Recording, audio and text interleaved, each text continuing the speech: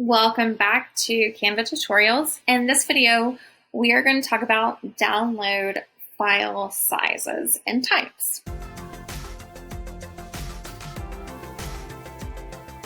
Pinterest uses images, as does Instagram and Facebook. So if I wanted to go up here, I could click to download it. I would click on the arrow. You can actually, for Facebook and Twitter, you can share them directly. But in this case, I just want to go ahead and download it. So I click on download, and now you'll get additional options. You click on the arrow, and it actually does a pretty good job of explaining like what the different types are and what it is that you might want to use. So PNG is the suggested option, and it's the default option because it's a high quality. But if you need something that took up a little less space, you can pick a JPEG. If you were downloading a freebie or a resume, or a flyer, or maybe something that you intended to print, then a PDF standard or PDF print might be your best option. Videos and GIFs are brand new and they're really kind of fun to play with. I might be a tutorial on that as well because I've actually downloaded a handful of Pinterest video pins for the first time. So maybe I'll do a tutorial on how fun those are. And animated is only for the paid plan. So these are your options. For Pinterest, we just want it to be a good high quality image. I don't plan on printing it. I just plan on posting it to Pinterest and putting it onto my blog. So I'm going to pick a PNG. Now, the other thing that you can do is you can pick to download all three and it'll download into a zip file. In this case, I'm just going to pick image 3. That's the only one I need right now. I don't need all of them. So I'm just going to pick that one page. I can compress the file into a lower quality, which I have actually done with some of my YouTube thumbnails for my client.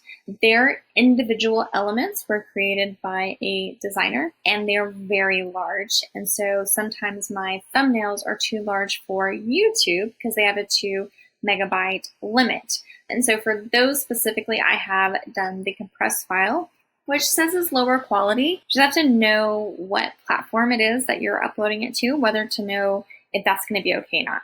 In this case, YouTube thumbnails are pretty small on your screen, and so having that slightly compressed lower quality is totally fine. Although they're still not grainy, they're not blurry or anything like that. They're still really good. It's just instead of being over 2 megabytes, it makes it a little bit smaller.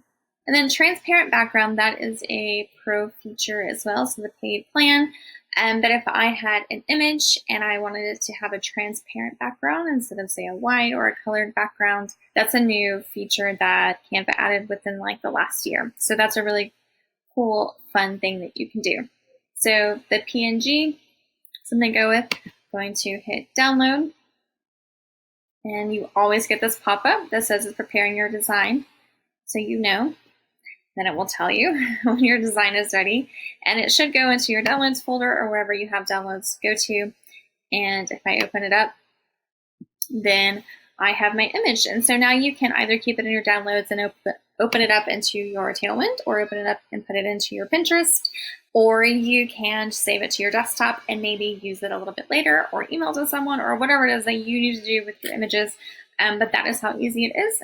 And I will cross out of that. So there you go. That is how you download designs as well as individual pages and the different options that you have in Canva. So stick around. I'll be doing more tutorials on Canva in the future.